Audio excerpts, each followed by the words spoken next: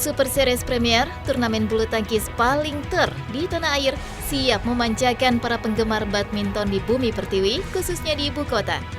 Menyediakan total hadiah sebesar 1 juta US dollar atau sekitar 13,5 miliar rupiah, ajang ini akan diikuti oleh sekitar 300 pebulu tangkis dari 21 negara dan akan berlangsung dari tanggal 12 hingga 18 Juni mendatang.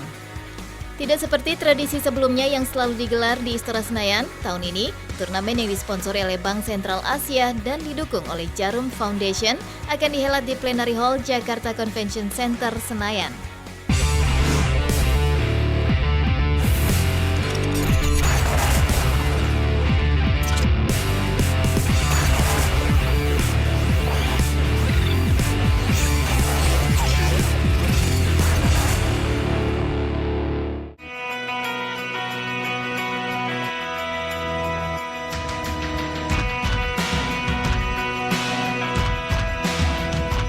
Istora Senayan begitu identik dengan bulu tangkis Indonesia.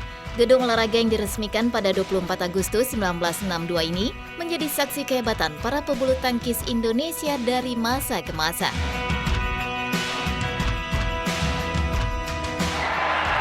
Turnamen Indonesia Terbuka yang pertama kali dihelat pada 1982 menjadi salah satu ajang yang rutin digelar di Istora.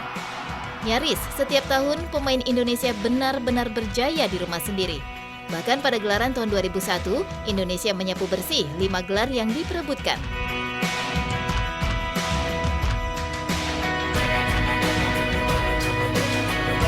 Aura Istora begitu angker bagi para pebulu tangkis asing, terlebih bagi yang berasal dari Eropa.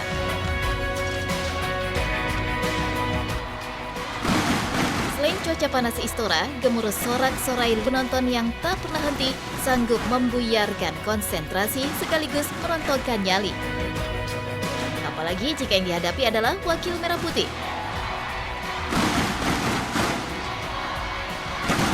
Tapi keangkeran Istora bagi pemain tamu hanya tinggal cerita. Seiring waktu, sejalan dengan makin meratanya kekuatan bulu tangkis dunia, Istora justru menjadi kuburan bagi pebulu tangkis tuan rumah. Harap diingat, main di depan publik sendiri bukan gampang. Karena penonton Jakarta kita tahu bahwa mereka sangat objektif, bisa diibaratkan seperti pedang bermata dua. Kadang pemain itu ketika bagus akan didukung habis-habisan oleh penonton, tapi begitu kalau penampilannya jelek akan menjadi bumerang bagi pemain itu. Dalam 10 tahun terakhir saja, Indonesia hanya bisa merebut 4 gelar dari kemungkinan 50. Bahkan kontingen merah putih pernah nihil gelar pada edisi 2007, 2009, 2010, 2011, dan dari 2014 hingga 2016.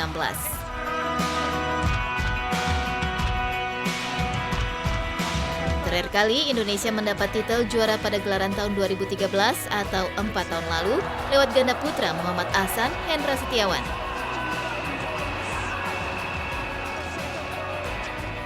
Keangkeran Istora bagi pebulu tangkis Indonesia dalam 3 tahun terakhir dipastikan berlanjut. Maklum, tahun ini turnamen dengan titel resmi BCA Indonesia Open Super Series Premier akan dihelat di tempat baru, Plenary Hall Jakarta Convention Center.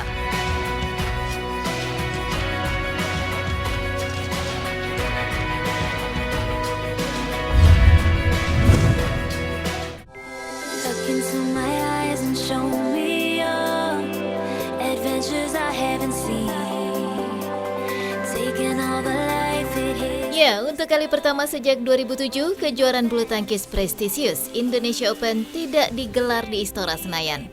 Yap, gelanggang olahraga kebanggaan masyarakat Jakarta tengah direnovasi untuk kepentingan Asian Games 2018. Pemugaran Istora baru rampung sekitar awal Oktober tahun ini.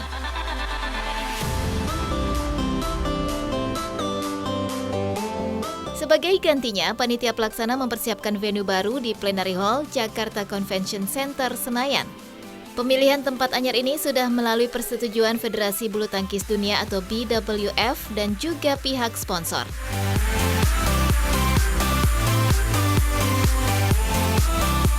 Perpindahan lokasi hadirkan sejumlah perubahan teknis. Ukuran Plenary Hall yang lebih kecil dari Istora membuat jumlah lapangan berkurang dari biasanya 4 menjadi 3 saja. Alhasil waktu penyelenggaraan diperpanjang dari semula 6 hari menjadi 7 hari.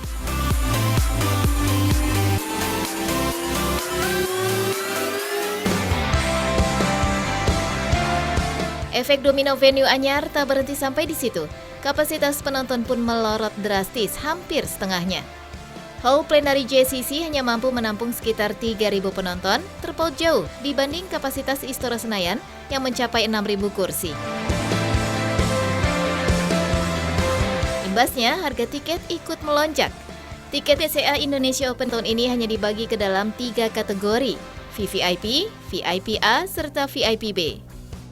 Untuk VVIP, harga tiket harian dan terusan tidak berubah dibanding tahun lalu.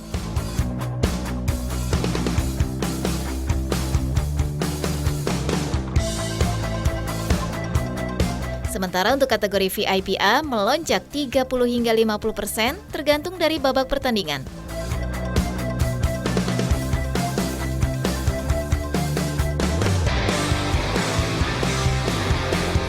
Setali 3 uang dengan VIP A, kategori VIP B juga mengalami kenaikan sekitar 30 sampai 50%.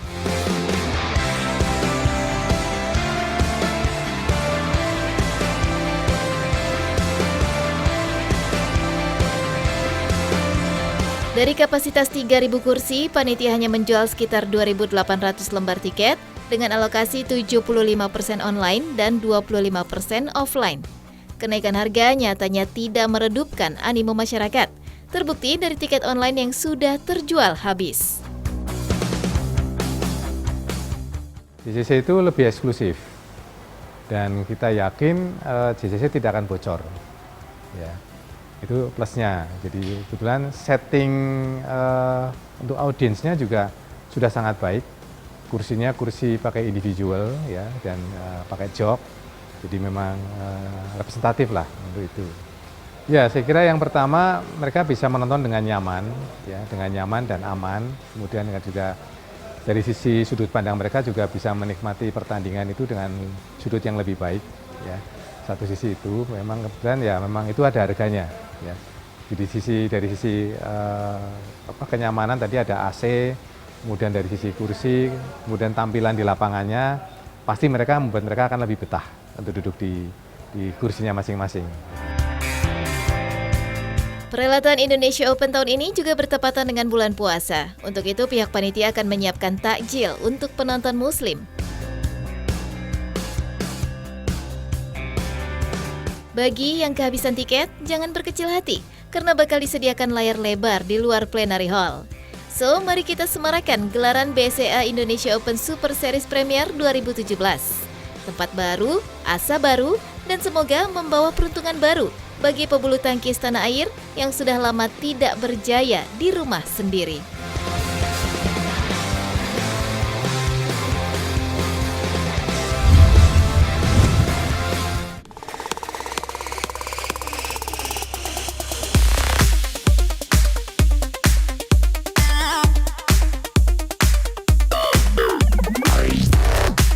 Setiap pagelaran BCA Indonesia Open dihelat, sanubari rakyat Indonesia mengusung satu harapan. Semoga Indonesia berjaya di tanah sendiri. Angan-angan tersebut tidaklah terlalu muluk. Bulu tangkis merupakan olahraga prima dona tanah air. Sebagai pembawa nama bangsa Indonesia, wajar jika para atlet yang berjuang merasa terbebani. Bahkan muncul sebuah istilah, dukungan supporter ibarat pisau bermata ganda. Di satu sisi, dukungan fans fanatik sejatinya bertujuan mendongkrak performa. Di sisi lain, teriakan, sokongan tiada henti dari penonton Indonesia justru membuat konsentrasi buyar. Maklum, dunia sudah mengakui penonton BCA Indonesia Open sebagai supporter paling unik di dunia. Jika berlaga di Eropa atau negara lainnya, pebulu tangkis terbiasa dengan atmosfer sunyi. Sebaliknya, saat berlaga di Indonesia, hadir suasana berbeda 180 derajat. Ya, keunikan main Indonesia yaitu satu, karena kita pemain-pemain Indonesia pasti berasa bahwa ini tuh rumah kita dan kita ingin nunjukin yang terbaik. Apalagi kita punya penonton dan pendukung supporter tuh yang luar biasa gitu. Mungkin supporter Indonesia tuh yang salah satu yang terbaik di dunia. Fokusnya nambah dibanding pertandingan selain di Indonesia Open, karena kan berisik, lagi jalan bola pun tetap berisik gitu kan. Jadi kitanya fokusnya harus full karena penontonnya begitu antusias ya, terus teriak smash gitu kan. Jadi kadang-kadang suka kepengaruh gitu, yang harusnya kita juga bisa mengolah dulu, malah kita jadi terlalu menggebu-gebu. Nah, itu juga kita harus belajar walaupun maksudnya penonton antusias seperti itu, kita harus bisa mengontrol. Apakah penonton di Jakarta Convention Center akan sanggup meneriakan dukungan lantangnya di BCA Indonesia Open nanti? Secara kebetulan, BCA Indonesia Open kali ini berlangsung pada tengah bulan Ramadan. Ini adalah ajang Indonesia Open pertama sepanjang sejarah yang berpapasan langsung dengan periode puasa umat muslim. Lantas, bagaimana pemain menyiasati jadwal pertandingan, latihan, dengan kewajiban berpuasa? Pertama kan pengennya niatnya puasa dulu, cuma kalau nggak kuat batal gitu. Sayang juga soalnya itu kan kewajiban ya. Cuma di lain itu kayak ada hari Rabu, itu latihan setengah hari jadi kita bisa puasa. Jadi karena latihan pagi doang, sorenya enggak gitu. Dukungan penuh rakyat Indonesia, bermain di kandang sendiri, bahkan mungkin di hadapan keluarga sendiri, akankah menjadi jaminan juara untuk wakil Merah Putih di BCA Indonesia Open 2017?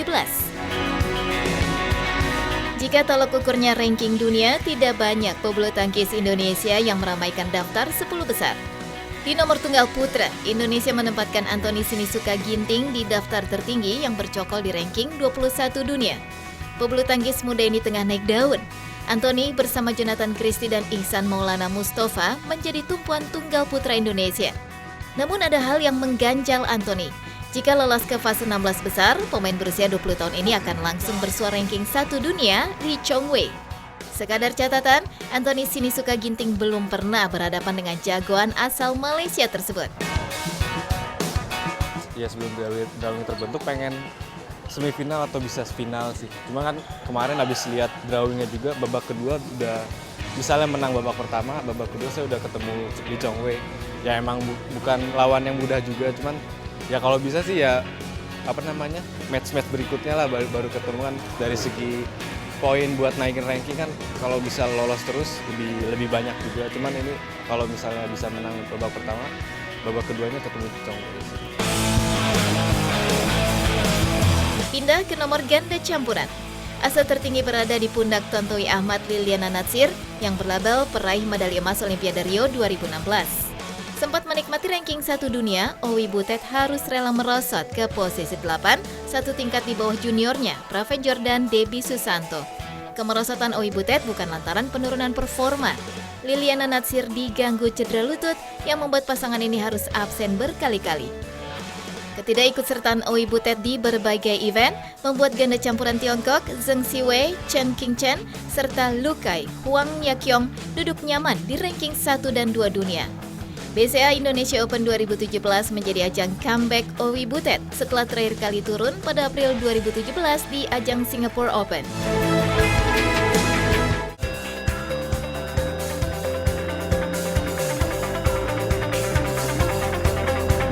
Ganda putra menjadi sektor yang paling diandalkan. Tidak lain tidak bukan berkat kehadiran ranking 1 dunia Kevin Sanjaya, Marcus Fernaldi Gideon. Tentunya nih saat ini momen yang paling tepat, kita ada ranking 1 dunia, terus ada beberapa juga ranking 7, jadi ini momen yang paling bagus untuk ganda putra bisa menjuarai Indonesia Open 2017.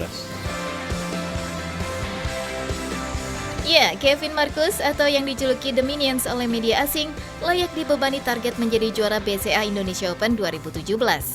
Berlabel ranking 1 dunia, sempat memiliki rekor 18 kemenangan beruntun, haus gelar, serta dalam kondisi prima menjadi faktor utama menjadikan Kevin Marcus sebagai tumpuan gelar juara.